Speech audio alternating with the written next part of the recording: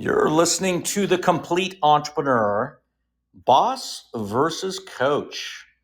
Well, this is interesting because I think the answer could be boss, it could be coach. Depends on where your business is. But before we kick it off, Michael Gilmour, who is our host today, before we kick it off, Michael, do you know what today is? Oh, wow. One of the great things is today is a day where the complete entrepreneurs at 5 p.m. Eastern time in the US on Thursdays. It's fantastic.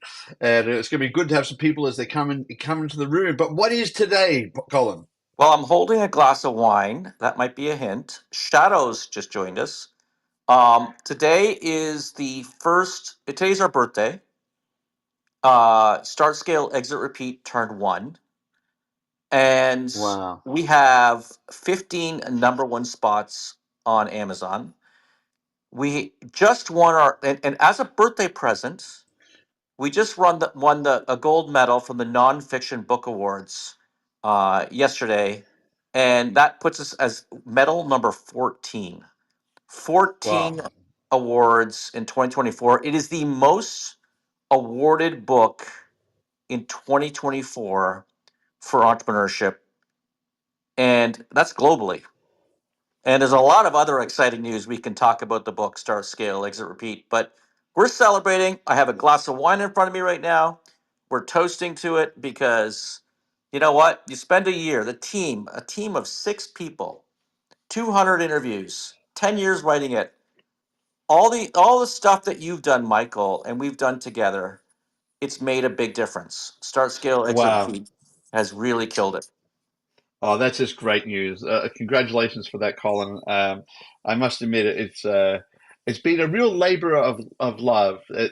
It's funny how people hear about like best-selling books and everything. Trust me, you don't make a huge amount of money off these things. The whole point of it is there's a desire to see the entrepreneurial community succeed. That's really been Colin's focus, and it's one of the reasons why he pours so much of his time back into the community through Clubhouse and podcasts and everything. So if you're in the audience or you're listening to the podcast and you're saying to yourself, "Look, how do I get more information on this?" Go to startup.club in your browser, sign up for the mailing list. There's a monthly newsletter comes out which is just full of information which is going to help you and your business, and which is fantastic. And that's for a start. And as well as that, you can hear about. So only way you can hear about amazing guests, I believe, Colin, is that you have a guest booked every week, which is basically till the end of the year, which is basically the author of a best-selling book as well. Is that correct? Well, it's yeah, and that's what we did for the book Start, Scale, Exit, Repeat. We interviewed over 200 people on Startup Club right now every Friday, 2 o'clock Eastern. Shadows knows about this. We do a show, and we have fully booked until the end of December. We're starting to book January now, and we have phenomenal authors, phenomenal like serial entrepreneurs. We've got an incredible group of people who are coming on. And if you're not already on Startup Club, you're listening to the podcast, just go to startup.club, sign up to the email list. Tomorrow, we launch our third publication. We do one publication a month. I call it a publication, Michael, because it's more than just an email newsletter. It is incredible. And the amount of work that we come out with it. I was just asked by a huge magazine to write an article on the TTSI, the time to sell index that we came out with in the last newsletter or the last publication. We keep producing phenomenal material. This publication, this is our third publication, and you can access it through startup.club, www.startup.club. You can sign up to that email list. We put in so much into this. The team researches information. We figure out how to help out startups through using AI. We use a lot of custom GPTs to help startups. We do that in the workbook, but we also provide that in the publication that we launch every single month on Startup Club. If you haven't already done so and you're listening to some podcasts, go to startup.club and sign up to that email list. It will also tell you who's speaking. Tomorrow we've got a big speaker coming on. Next Friday we got a big speaker coming on. Sometimes we do open mic as well. Just let people from the community come on the show and talk. But today we're talking about boss versus coach. Like that's an interesting topic, Michael, because I think that when you're small, you need to be a boss. And then when you want to scale, and I'm doing a big podcast next week on this one, on why companies fail to scale.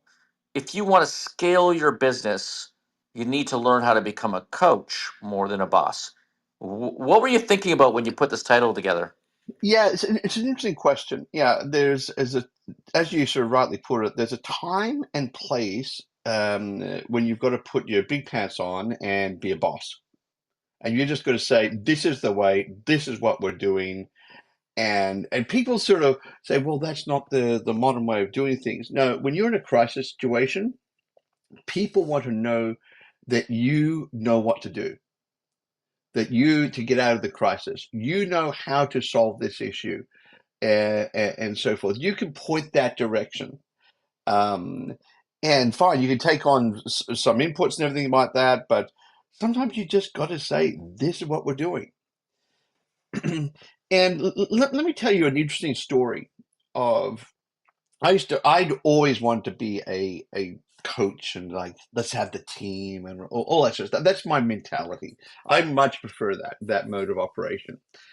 And then I discovered something interesting. When an employee goes to the bar and they're with a bunch of friends, 9 times out of 10, work gets brought up and everyone complains about their boss or whatever. And the reason why they do so is it's like a psychological need, Colin. They need to go along and have someone to complain about. And that's when they viewing you as a boss as such. Back in the office, it could be all sort of camaraderie and all that sort of stuff. But they also need you to be a boss. And that's a mental switch. And I used to get upset about this. Like I'd hear that so and so said these bad things about you or whatever. And then I realized it's just a psychological need and to relax and not get upset as the CEO of the company. Don't get upset about the situation. Don't go along and really worry. They're just letting off some steam, and the way they need to let off the steam is to say, "Oh, you wouldn't believe what my boss did." And it's and I sometimes wonder where in this sort of modern era where we're so hell bent on sort of wrapping our arms around everyone and all that sort of stuff, and trying to make them, oh yeah, we're all a part of this wonderful community and happens to be called a business, and all that sort of stuff. That we forget that there is actually the flip side of the coin, that people just need to let off some steam sometimes. And in that sort of fashion, it's not you becoming the boss, it's them turning you into the boss because they need that of you at that time. Do you understand what I'm saying here, Colin? Colin. Looks like he's fallen off there. No, But I'm not. yes, This app just upgraded. I'm learning it. Okay. yeah, yeah. So it's Yeah, it's just sometimes, I had a problem finding the mute button, but yeah. absolutely agree with you. Yeah, and that's okay. And don't get upset at your team members for the fact that you may hear some things come back where they said some negative things about you and what you're doing and all that sort of stuff. Don't worry. That's them blowing off steam, and they need to be able to do that. And that's one of the roles an entrepreneur plays, is the fact you're going to be a punching bag at times. And it's not you making yourself the boss, it's your team turning you into the boss for that period of time. And that's fine. That's why you go along and you're the one that is trying to lead this great venture and all that sort of stuff. Um, but it there's an element, there's definitely an element also on the flip side of the coin where you have to take up the mantle of being a boss. There's all very well for having an ecumenical sort of community as such, where we're all, come on, we're all in it together and all that sort of stuff. And I must admit, there's a cynical element of myself that when I see um, entrepreneurs doing this, oh yeah, we're all in together, come on, and you can see all the team members looking around and say, yeah, but you have 100% of the equity. Yeah, we're all in this together. No, I'm working for you. Yeah, let's just cut to the chase. Yeah, so there's an element of we're all in this together. There's an element of being very disingenuous almost in that, and that's why I believe you need to. And I know you, Colin, have this attitude too. You need to share some of the success because if you genuinely want to stand behind this whole "we're all in this together," then all those people you say that to need to be able to share in that success, that we actually are going to get some of the benefits as well. It's not like it all goes to entrepreneur and that's it.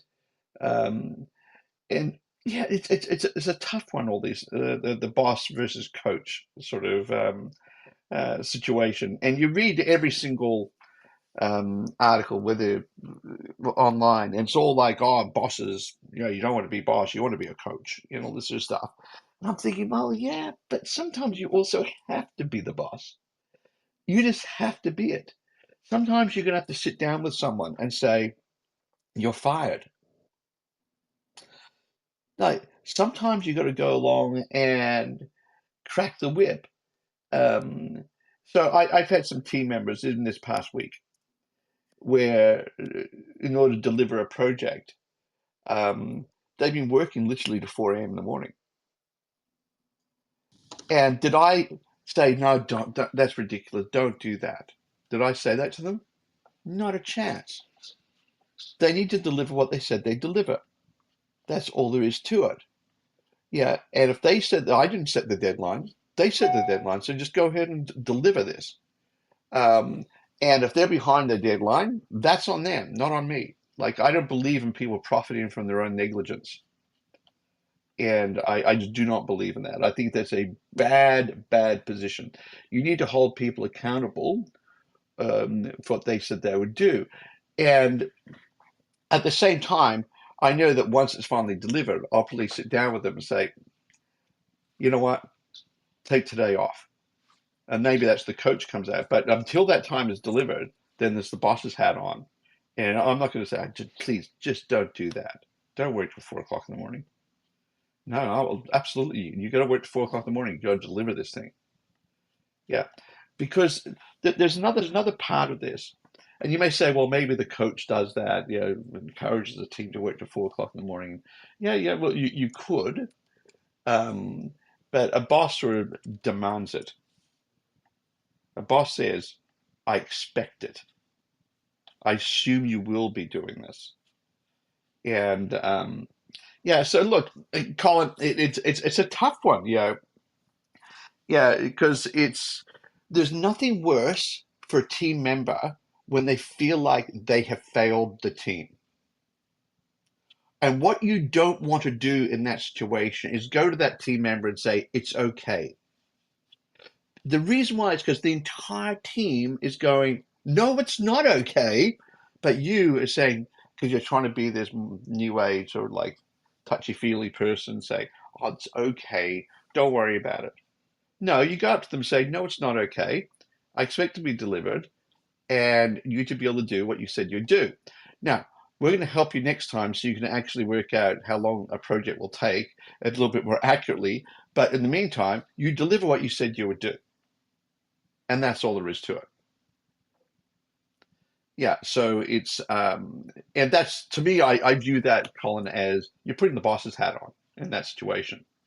Um, but as I was saying, is there's nothing worse for a team member is when they know they've let down the team and you let them get away with it. That destroys not only the team, it destroys that individual. Hold them accountable. Put your boss's hat on and hold them accountable. Yeah, be a real leader to that person at that time. Don't let them get away with something, but you hold them accountable. And that's for an entrepreneur. It's actually most entrepreneurs don't do that, and it's actually really quite difficult to do that. So you've got to do it. You need to do that sort of thing in a respectful way, Colin, and hold someone in a respectful way. You don't be belligerent or anything like that. You need to be really respectful of the person, but at the same time, you hold them accountable. And it's because at the end of it, when they've gone along and worked a few nights until like 4 a.m. in the morning to get the project out the door and all that sort of stuff, they're going to be exhausted. They're going to be completely wrung out. But you know what they're going to be? They're going to be triumphant. They're going to be triumphant. And they'll say, I got it out. And the rest of the team will be high-fiving them.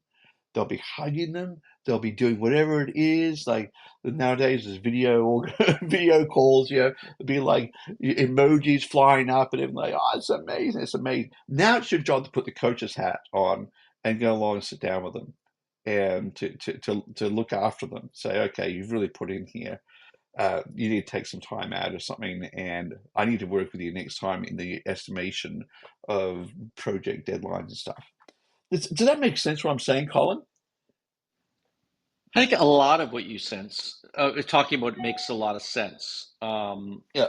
It's just interesting how this concept of boss versus coach comes into it. And I want to tell you a little bit of a story here. I was actually hoping I could read it directly from the book because it is in the book, Start, Scale, Exit, Repeat. Yeah. But this, taking it back a few years to 2003, September 8th of 2003, um, and something happened on 9/11 a few days later. As you know, the Twin Towers came down. I hope I had my year right there. I'm pretty correct. I'm doing this by memory, but we had a staff of around 60, 70 people. We were burning $600,000 a month, okay, in our tech company. And we had decided 3 or 4 days before the 9/11 that we'd lay off 38 employees. It's about half our staff. We might have actually had 80 or 90 This is employees. So about, 2001, you mean? sorry, 2001. Sorry, thank you. Yeah. Yeah, Yeah. 2001, 9/11. That's correct.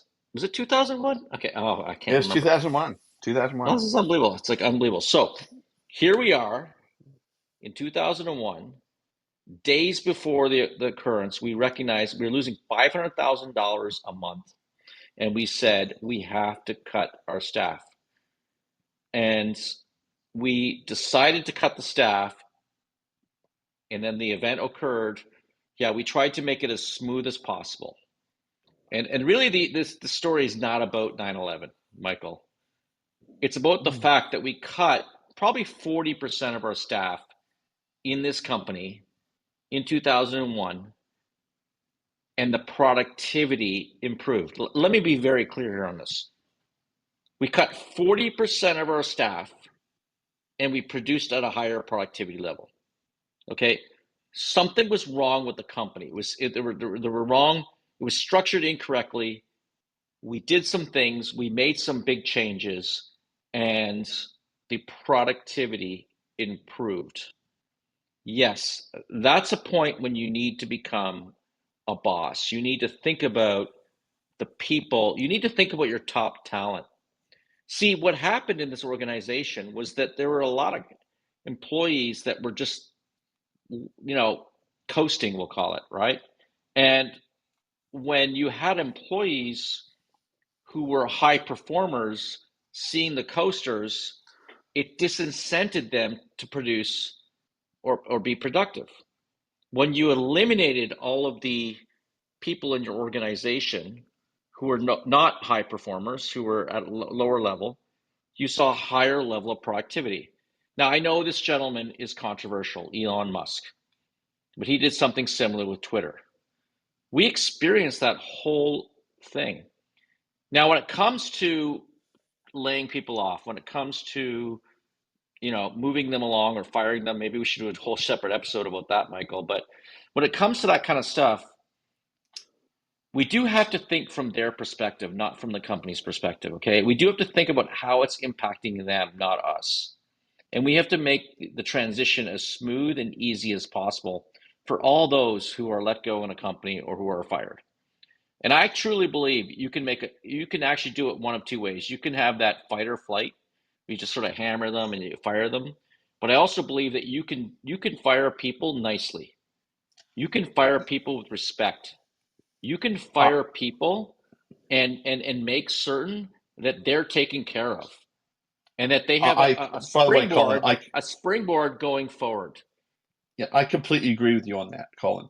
It is, I think you make the business decision, and that's a boss making that really tough decision, if you ask me. But then you action the decision with empathy. And I had to let a person go just in last, was it 10 days ago or something like that. They just had a different skill set compared to what we needed. And he was a fantastic person. And number one is never skimp on the payout. If your contract with them says you got to pay them 2 weeks severance or something like that, then you pay four. That's my view. You just double it. Why is because you want to make it as good as possible for them because you don't know whether that person is going to be someone you end up trying to do business with down the track. You have no idea, but it's but just do the right thing by them, treat them with respect, and uh, I must admit, I also said like if we needed this person's skill set, I would hire him again, but it was just a mismatch of skills. But so I'm right there with you, Colin, just on that. So continue your story if you like. No, it was phenomenal. Like, I mean, it was one of the basis, and we talk about this in the book. And what we did is the productivity improved.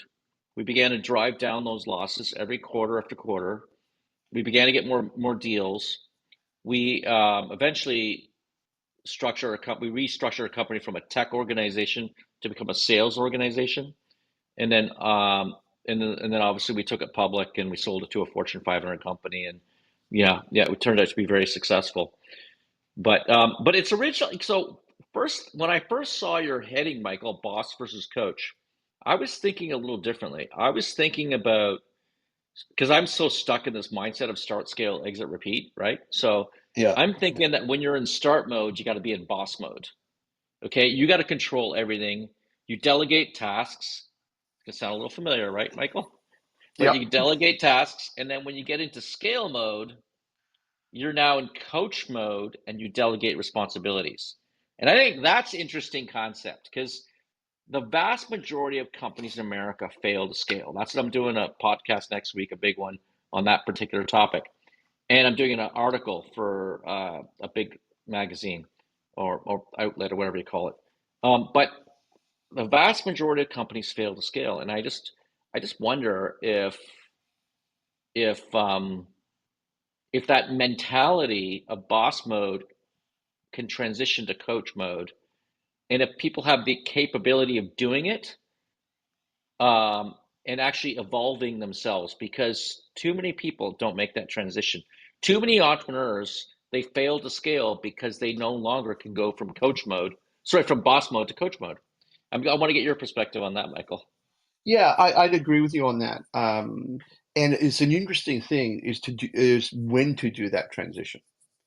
When, at the very beginning of a business, you're definitely in the command and control mode, and you say we need to do this, and by the way, and that's what these people signed on for. These employees know exactly what they're getting into. You're a startup business. It's like you got the foot down the accelerator. You're trying to go and get minimum viable product out there, all that sort of thing. Okay, it's just go go go go go, and dare I say, those initial few employees are quite often adrenaline junkies, and they just expect it. It's like you will give them impossible tasks, and you expect them to do achieve them, and it'll be it's definitely that way. And why? Because you're burning your cash and the runway as such. The end of the runway is getting closer and closer every day until you can start to get cash in the door and that sort of stuff. It's a very exhilarating thing, Colin. And but at some point in time, you actually do have a minimum viable product, and you do have customers, and you begin to grow the team. And in the process of growing the team, if you keep on being command and control, you will become the bottleneck in your business. You'll become the problem in your business, and you need to recognize that. Yeah, so you have to become more of a coach. It's the people who are working for you or joining the organization at that point in time, they will not do as good a job at you as everything. They may do 75% of what you can do. But if they're doing it, you're not, so that means you can be focused on other things. Yeah, so the issue is how do you then empower the people? And this is where the coach comes in.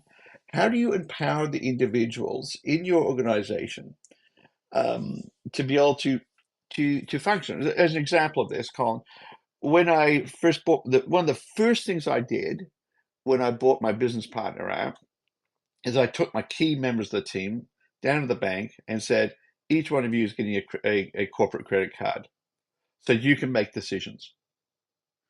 Um, and you don't have to go along, wait for me to say, yes, spend that money. Just make the decision and move on. It was suddenly liberating.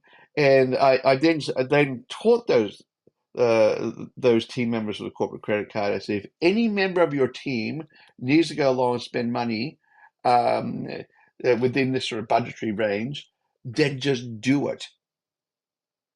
If that's going to improve their way they can work and all that sort of stuff, just do it. Don't wait. Don't go along and and ah about it. Just go along and do it. Get the sand out of the gearbox. That's what I say all the time.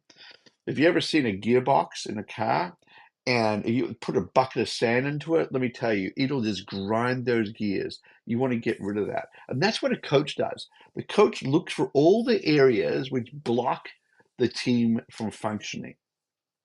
And you say this all the time, Colin, where you assign responsibilities, you don't assign tasks. Assign responsibilities. So I've been for like the past 6 months, for instance, or past few months, maybe not six, I've been getting more and more things off my plate and assigning responsibilities for more and more things. And it's funny, the different team members will come back to me and say, well, what do you think about this? And do you think this is a good idea? And I actually said to this one guy recently, said to him, so let me understand. So how long have you been thinking about this? He said, well, I've really been thinking about this the last few days, this particular issue. And I said, okay, so you've given me precisely 10 seconds to think about it, and you're going to do what I say? No, let's just do what you say. Let's just do what you say. I'd much rather you make a mistake than to make no with a decision than to make no decision. And I'll work with you after. If it's the wrong decision, we'll work together and we'll learn from the experience. We'll make better decisions. That's okay, but just make a decision. Um, there's nothing more destroying for an organization, Colin, is when you have an entire team that's either terrified of making decisions or won't make decisions. Like in that process, they don't make decisions, and by not making decisions, they have made a decision. There's nothing worse than that. It's like, and no one wants to be a part of a team that has inability to make decisions. So as you grow the business, you've got to hand out the responsibility and really stick by that, and knowing full well that some of the decisions that will get made in that process may not be the best ones, but that's okay. That's okay, and that's the job of a coach. Well, it's interesting because um, I just looking here right now at the number one reason why people leave their company. Do you know what that is, Michael? No idea. Tell us why. Lack of career growth. Lack of career growth. Yeah. Lack And what do they of define? What do they define career growth so as? so we as entrepreneurs, as founders, we think that everybody works for us and that they're doing things for us, but we have to turn that around. When you're in startup mode, you can't afford to hire executives that could be paid hundreds of thousands of dollars working for big corporations. We need to turn that around. And one of the ways we do that is we get to understand who our people are, who our employees are, what their goals are, how we can help them learn and become more successful. Let me give you an example. We have a lady at Startup Club who she was living in Fort Lauderdale, working at the incubator. She's working for us. She says, "Oh, I wanted to move to Chicago with my son," and she was having another baby, and she met a guy. She moved to Chicago, and she said, "Oh, I'd like to get a PhD." No problem, no problem. We're going to work with you. We're going to work with you. We're going to work with you. And now she's producing, by the way, phenomenal workbooks for us. She's getting a PhD in uh, a PhD in psychology, and she's training. She's working on these workbooks for Start, Scale, Exit, Repeat. So it's actually turned out to be a really good outcome. But early on, it was like a little bit nervous because here we have somebody who really just needs to live a totally different life away from this business, but yet we want to work with her. We want to understand what her goals are. And I do that even today. I even say to her, "Okay, where do you want to be 3 years from now?" "Well, I'd really like to be in this." Okay, that even if it's not in alignment with our company, it's important that we listen to our employees and that we create and build around our people, because that is what motivates them. The number one reason why people leave your business is because they lack career growth. By the way, guess what? That's a competitive advantage for startups because big corporations don't give a fuck. Yeah, I'd agree with you on that. I think the interesting thing is it's not where you say them will be. Every entrepreneur looks at their staff and they say this person can be like unbelievable. They can lead a huge team and stuff like that.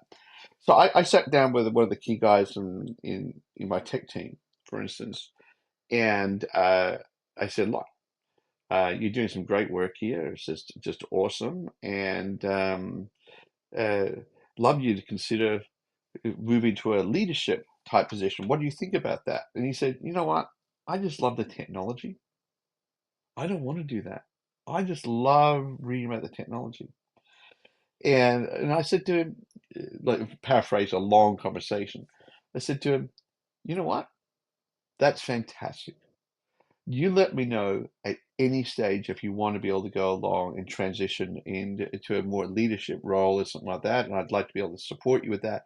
But in the meantime, let's get you like a pig in mud and get you to conferences and playing a research role for the organization in all the latest technology stuff. And he's like, his biggest smile on his face. He said, "Oh, that's fantastic." Yeah, so it's sometimes as entrepreneurs, the mistake we can make in our effort to coach them, Colin, is we try to coach them people into a position they either don't want to be in, with which case, if you finally essentially push them into that position, they'll eventually leave because it's not what they want to do, or it's just not the right time in life for them. Sometimes people just want to be able to do their job and at the end of the day, they finish and they leave. Why? Because they got hell happening at home and they just need some sort of stability at work and just that's all I want to do. I don't want to be challenged. I don't want to be like all these different things happening at work. I just want to get my job done and move on. Yeah, sometimes that's the case.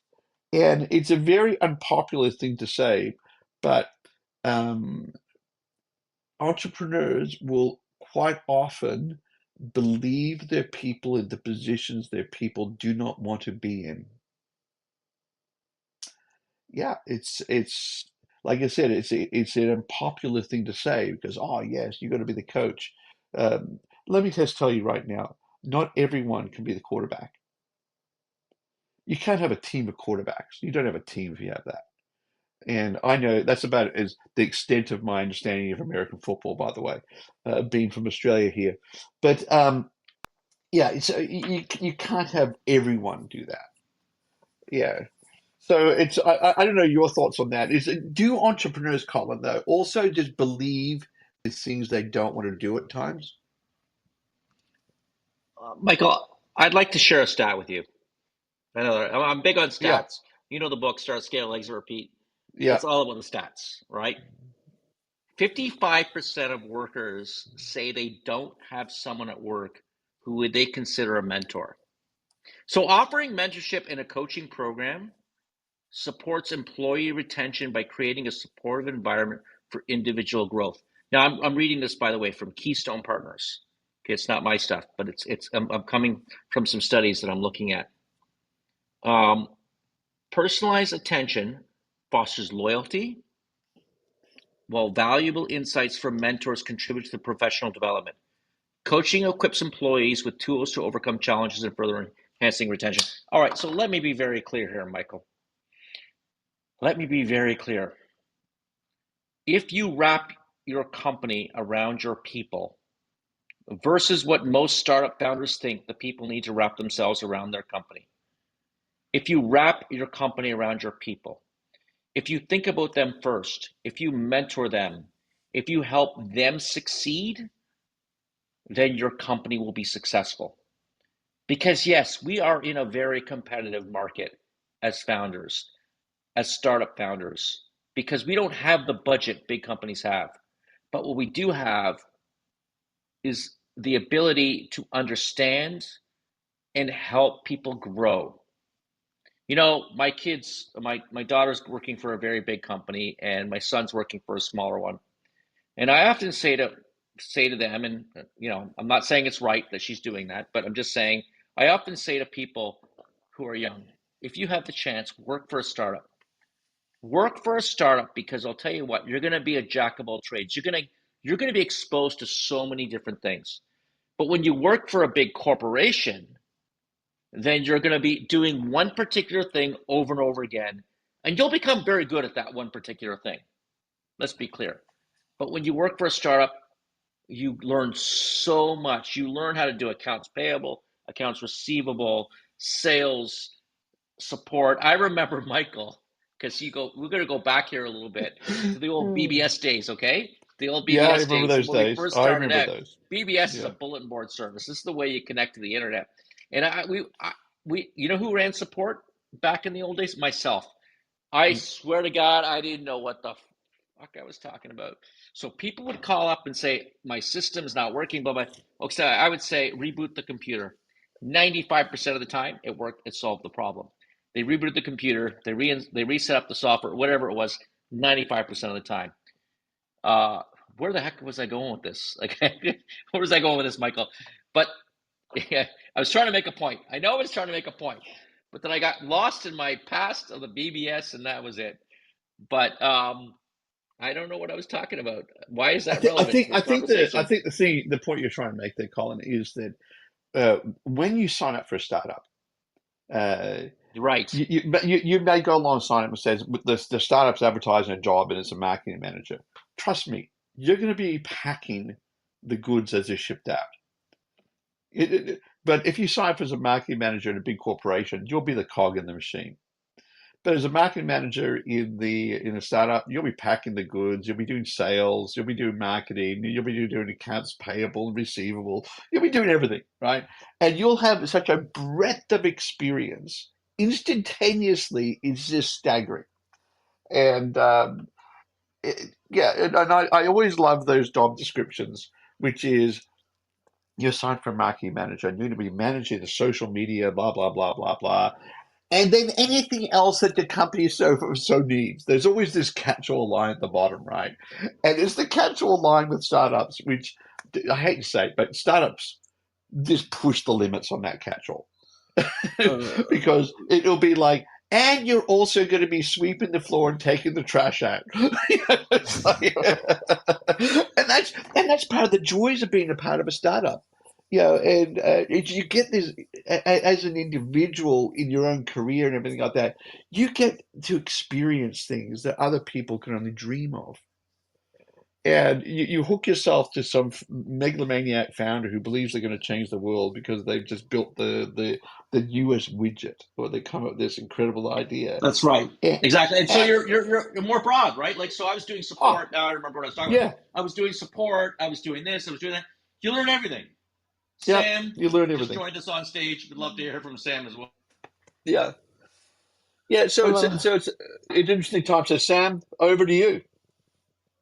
no, not an issue. If you're just continuously talking, not an issue basically. I was just going to say that's just for sure, that's true enough to. Like if you're just particularly gonna join over to the new startup, then of course, obviously you're gonna just particularly learn about a lot of things. Thank you, Sam. Do appreciate that, but sadly, we can't understand what you're saying. and we're going to have to move you back to the audience. Do you have English? Obviously I'm talking English. I was just saying basically that that's a common fact. Like if you are just particularly gonna work into being into the new startup, then of course you are just obviously you're gonna learn new things. You're just Yeah. particularly gonna learn about the new skills where you can just particularly immerse yourself with that environment where you are gonna be the jack of trade, as the Colin mentioned that, and you will learn about the new skills as well with the new people in F2. So I was particularly going to mention a lot of things in F2. That's what I was saying. Continue, please. Go ahead. Well, thank you, Sam. Thank you. You absolutely do learn a lot. Um, but I think the issue here is boss versus coach, Colin, and that is as a coach, yeah, you would need to put your arms around them, particularly as the business grows, because you can't do everything yourself. Eventually, you get to the point of saying, okay, there's only so many 15-hour days I can actually do 7 days a week, and then you sort of get to the end of your tethers that I need to take a different approach. And what you'll find as an entrepreneur that as your company moves forward, you're constantly restructuring what you do. You're constantly having to do that, and you become more of a leader, more of a coach, and you have to then begin to set that direction, that overall direction. This is where we're going. These are the reasons why we're going here, and let's move on together. And it's an interesting challenge for the many entrepreneurs of going through the various transitions of reinventing their business, what their job description. I've had to rewrite my own job description twice this year so far, um, as the entrepreneur, and I've rewritten my job description and worked out ways of, okay, how do I not become the cork in the bottle? How do I become the coach? How do I inspire? How do I lead? And so forth, Colin. And that's a really tough thing. And as entrepreneurs, we need to always be in front of the curve with our businesses. So if you're wanting to grow your business and you're not reading everything you can possibly get on what does it mean to be a leader and all that sort of stuff, then you're going to let your business down at some point. If you're just going to be command and control mentality. Um, What's your thoughts on that, Colin? Would you agree that the entrepreneur's job description essentially gets rewritten continuously? I think we're evolving continuously. Yeah, I think that entrepreneurship is a trade like any other trade, I and we agree need with to you on that. learn how to create. We need to learn how to become better entrepreneurs. In the book, I use this exact language, and the whole idea of start, scale, exit, repeat is that we are building upon something that we are not just a CEO of one company. What we are entrepreneurs, and entrepreneurs, it's a trade, and we can replicate our success in one company after another. But the key is that we've got to understand the techniques, and learning is actually the most important component of that. Getting coached, oh, that's another thing. We didn't even talk about that. I've had a CEO coach for 15 years, Michael. Like that's Yeah, what for me as an entrepreneur, it's all about how do I perform at a higher level. I have a CrossFit coach and a CEO coach. How do I perform at a higher level? How can I deliver? I'm talking about myself, right? I'm talking about who I am, what I need. And by the way, when I brought in a CEO coach, they became the coach for all the executives on my teams as well. We run a company. We have 20 companies in our incubator here. 10 of them, I'm the primary investor. So I bring this. I'm now the coach. I am the coach of the CEOs. It's a whole different world, a whole different gambit. But I'm telling you this: entrepreneurship is a trade. It's a trade like any other trade, and you need to learn how to master that trade. You need to learn how to sharpen your sword and become better and better at that. And the way you do that is you look at the best possible books and podcasts and shows like this, and you plug into them. And by the way, you don't need to spend thousands of dollars on master classes. You don't. The information is available. Look at the best information you can find and absorb that through podcasts, through Audible, through books like Start, Scale, Exit, Repeat, through whatever it is. That's the key to success: knowledge and learning, and become better and better at it. And we should do a whole other show about, we as entrepreneurs need to have a coach. We as It's entrepreneurs need to learn how to become better and better at what we do. And let me tell you what can happen. You can start a business. You can scale a business. You can exit a business. You can make a heck of a lot of money, take some money off the table, and then repeat that again, as long as you understand what you're doing. And by the way, your confidence will build over and over again as you do one company to the next, the next. I've done 12 companies with multi-million dollar companies, 12 multi-million dollar companies. Yeah, I'm not Elon Musk, and I'm not Steve Jobs, and I'm not all those other guys who made billions of dollars. Yes, I've started companies that amount to a billion, but I obviously didn't own all of them. I own parts of them. But the fact of the matter is, I'm a small business entrepreneur that does it over and over again. And I've seen too many entrepreneurs that start from day one. They say they want to become a unicorn because we live in a unicorn nation. And if it's not, you're not good enough unless you're a unicorn. But let me tell you this. $100 million is no difference than a billion. 10 million, probably not much difference than 100 million. So we can build $1 million company, a $10 million company. We can start it. We can scale it. We can exit it. We can repeat. I wish I filmed that one, but I missed that one, Michael. I'm walking around here in the office. Yeah, no, I completely agree with you on that. I think the most amazing thing though is in that transitional process, as you're building the $10 million company, as you're doing that, is what has to happen to you as an entrepreneur, so you can transition from boss to coach and coach and leader. So boss is command and control at the beginning. We just need to do this. That's all there is to it. To coach, which is a very different skill set. And I think you tapped into something really important there, that entrepreneurship is a skill set. Now I want to go along and flip it back. And at times while you're being a coach, you need to go and become a boss again. There's times you need to. At times you need to just do command and control. I remember many years ago where we had a huge opportunity to deliver for a major television program in my company, to deliver a piece of technology, and it was like an impossible task to be able to get it delivered in the time allocated. And in the end, it was like I strapped on my big boys pants as such and just said, "Guys, we're going to be doing this," and that's all there is to it. And it became really like restructure, and we're just going for it. And you become in that sort of situation, have to become more of the general versus the coach. And or if you have a disaster hit your business, imagine a supplier suddenly didn't deliver, and you've got a whole lot of customers waiting on particular goods or something like that.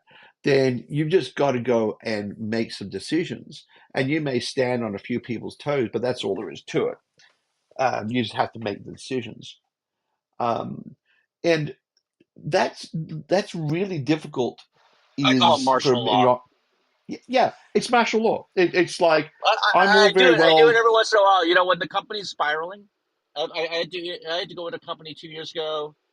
You know the company. It was a big company, tens of Yeah, millions in revenue, and I'm a majority shareholder, and I had to fire um, a lot of people, including the people running the company. And I said, I'm implementing martial law. And here's the cool thing, yeah, Michael. I did that one.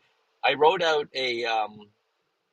what I call a manifesto. I know it sounds a little yeah, diabolical. A manifesto, and I plugged it into ChatGPT, and I said, write the board motion, and it wrote all the board yeah, motions based on my manifesto. So it was funny. yeah, I'm not saying it's fine, but that Marshall, I mean, you got to do it sometimes. You're right, Michael. There are times yeah. when you got to go back in and you say, okay, that's it. We're doing the following, and you don't hesitate. You just do it. That's exactly right. Like, and Elon Musk calls it surges, or for me, it's like, and sometimes you actually have to go and test the mettle of your team. And what I mean by that is you've got to create scenarios. where let's imagine you're trying to get a product done or completed. Like we're in the internet space, my company, and so we've got to get products out the door in terms of software. And just recently, I found a situation where we had a whole series of products, 96% completed, but we couldn't get that last little bit done. And I said, that's it. That's it. So I just said, okay, everyone, what needs to be completed? I want you to come to a meeting, tell me what needs to be completed, how long it's going to take for you to complete the task to get these products completed. And so we had a team meeting, and each person said this much time. And I said, okay, great. For the next 2 weeks, this is what we're focused on. You told me that if you can complete these tasks, these products will be finished. I said, that's great. I then held their feet to the fire. I was definitely General Michael. Every day that I would say, okay, so what have you worked on? How much time you spend on it, and what percentage of what is completed? And it was the ultimate in micromanagement, the ultimate in the general marching off to war as such. And every day they knew. The first few days it was like, oh, this is really uncomfortable. Then they realized after the first few days that I was deadly serious. I was deadly serious about this, and that I was going to hold them absolutely accountable to what they said they would deliver in this time, so we can get these products out the door. And yeah, it's so at the end of the time, we had a celebration because they did everything they said they would do, and we had a celebration, and everyone was like high-fiving each other and all that sort of stuff. But the next week, I didn't have this sort of scenario. And one of my senior team guys said, "Well, why do we keep on doing this every day?" And I said, "Because you grind your team out. You need to put the coach hat back on. You can't be perpetually with the general hat on. You got to put the coach hat on, and you got to get around them and all that sort of stuff and everything." But then I know there'll be a time down the track that I'll have the equivalent of an Elon Musk surge, and I'll put my general hat on, and I'll test the mettle of my team. If you want to develop a high-performing team, you got to demand things of them at times. And you also need to show them what they can become. What they can become. At the end of it, they'll thank you for it if you do it the right way. If you do it the wrong way, they'll hate you for it. But if you do it the right way, they'll thank you. They'll say, "Oh, I never thought I could do this. Thank you for taking me to this place." And that's doing it the right way. And as your business grows, and one of the most horrific things you will discover as an entrepreneur, that best friend you hired to go along and do a particular job, they may not be able to grow with your company. And you're going to have to put your general's hat on and say you're fired. Why? Because you have a bigger responsibility to all the other people in the organization, not just to your best friend. And that's when the rubber really hits the road. So how do you maintain that relationship while at the same time exit them out of the company that they've worked their rear ends off, but they just can't go to the next place the company needs to go to? And Colin, that's a really tough thing. It's a really tough thing to make that. But anyway, I just want to come across to Galen. Galen, it's great to have you up on the stage here. And we're coming to the end of our hour on The Complete Entrepreneur, but I'd love to hear your thoughts on this topic. Oh, Over to hey, you, Galen. Michael, how are you, by the way? I'm very good, thank you, Gallant. Thank you for asking. Okay, thank you. That is my first time to come here on platform. I have seen something like you wrote bus code, complete entrepreneur. Like even right now, I'm going from South Sudan. I'm head coach in academy. Like even I normally used to to play with another team because I'm head coach, but I have problem because I'm not used to get loose. I don't know what the problem is my player. Could you help me?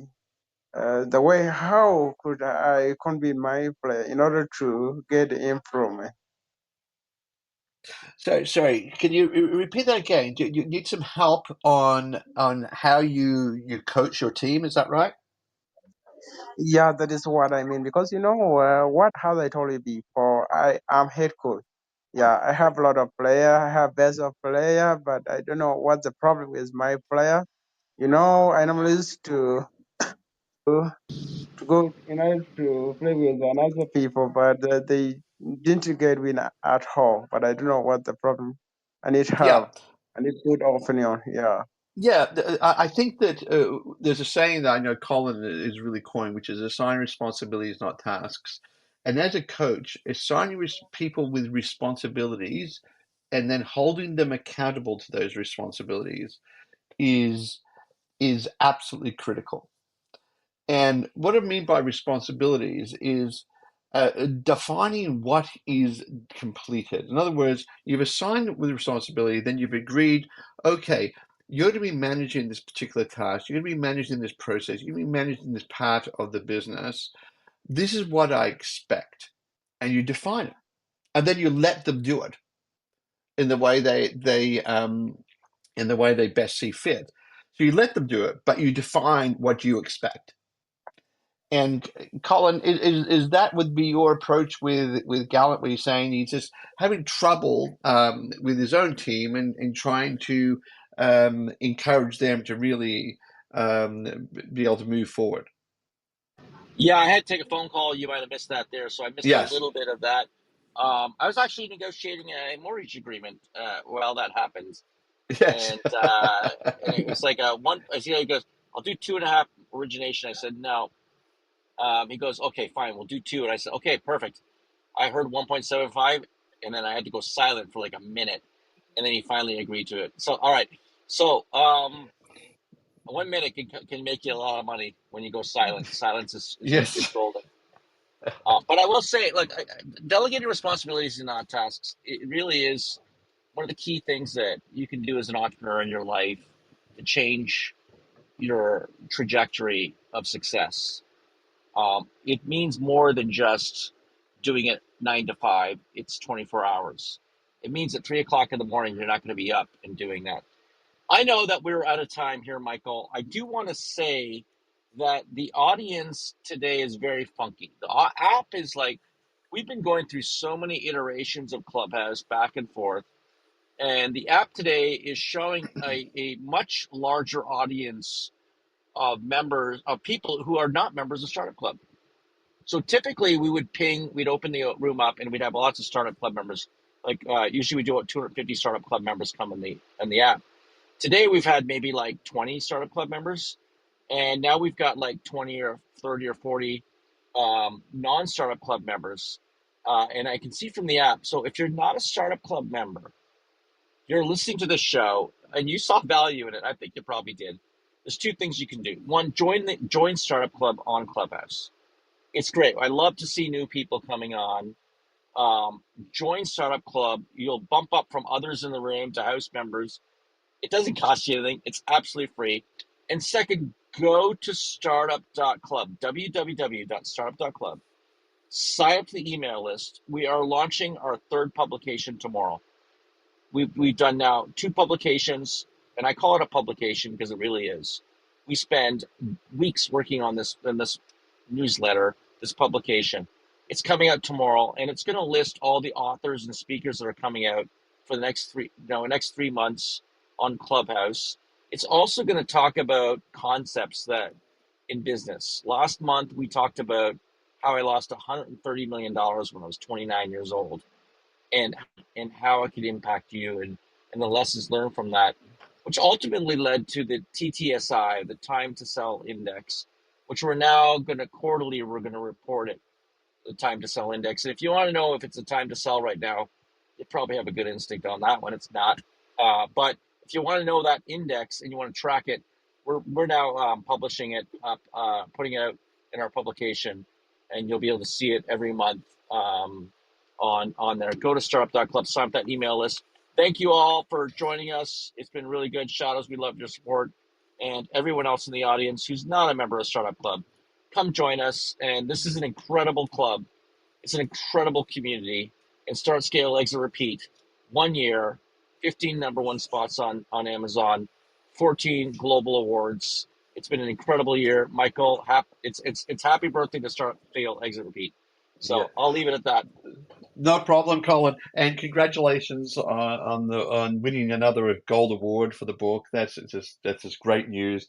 Fantastic having all the people who did come up on stage. It was good having you up there, and I'd like to thank my fellow moderator, Colin Campbell, who's the author of Start, Scale, Expert, Repeat.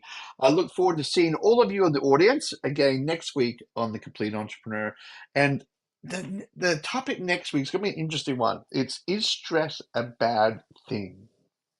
Is stress a bad thing? Yeah, so we're going to be unpacking that one, Colin. I think that it could be quite interesting, and it'd be good to get some more audience participation in on that one. And so I look forward to seeing you all at 5 p.m. Eastern Time on The Complete Entrepreneur next Thursday. God bless you. Have a wonderful time in your business.